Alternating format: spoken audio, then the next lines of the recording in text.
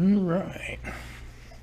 I'm using my little GoPro 3 Hero to shoot this, just for the heck of it. What I have here in front of me is all my rocks that I have tumbled and those that I have not tumbled. And this one here, I have my one. These are tumbled arrowheads.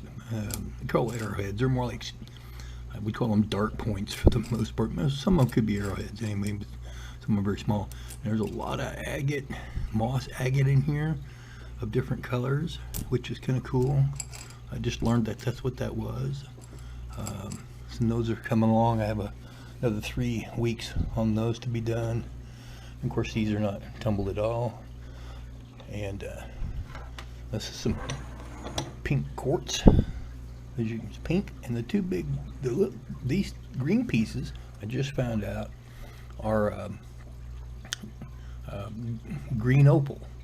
Opal's kind of cool, but it's different than all the rest of these. They're all made out of a silica product, but opals are made under a different condition, and they have more water locked inside here than these other ones do.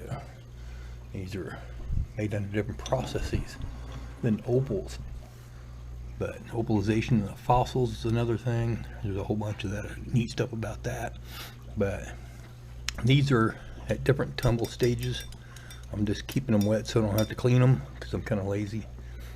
But yeah, these have been tumbled to different. These have a lot more flaws left in them, so they need to go back through a grit stage that'll work them down some more and get those done there.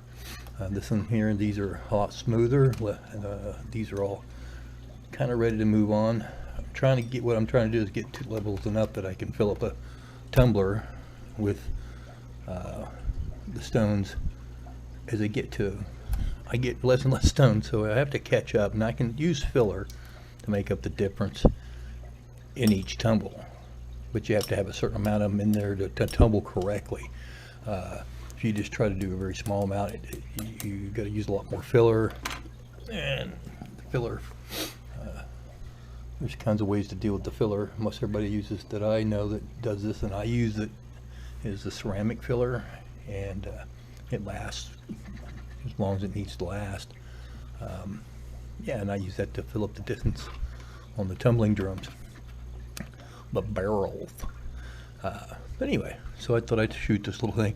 The doodad in the background is my hydroponic setup that my daughter sent me at Christmas, and I've got it going now. This one didn't pop anything out.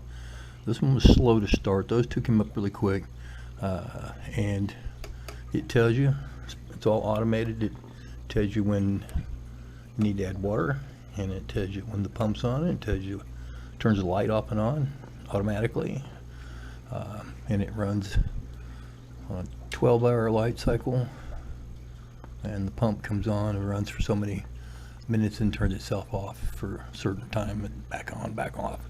So it's not running all the time, and it's super quiet. You can't hear it. It just kicked on. And I know that because I can hear just a little bit of the water splash up on these upside down lids that I've got on these. And I did that to save on, otherwise they're just open holes. And I kind of cut back on evaporation this way. I don't lose any moisture to these two holes. So yeah, that's what I'm doing here. Anyway, I thought I'd just kind of put that together and use my GoPro. I don't use it very often. It's got features on it that makes it kind of cool to use. All right, that's it. We'll see you later. Bye bye. Take care.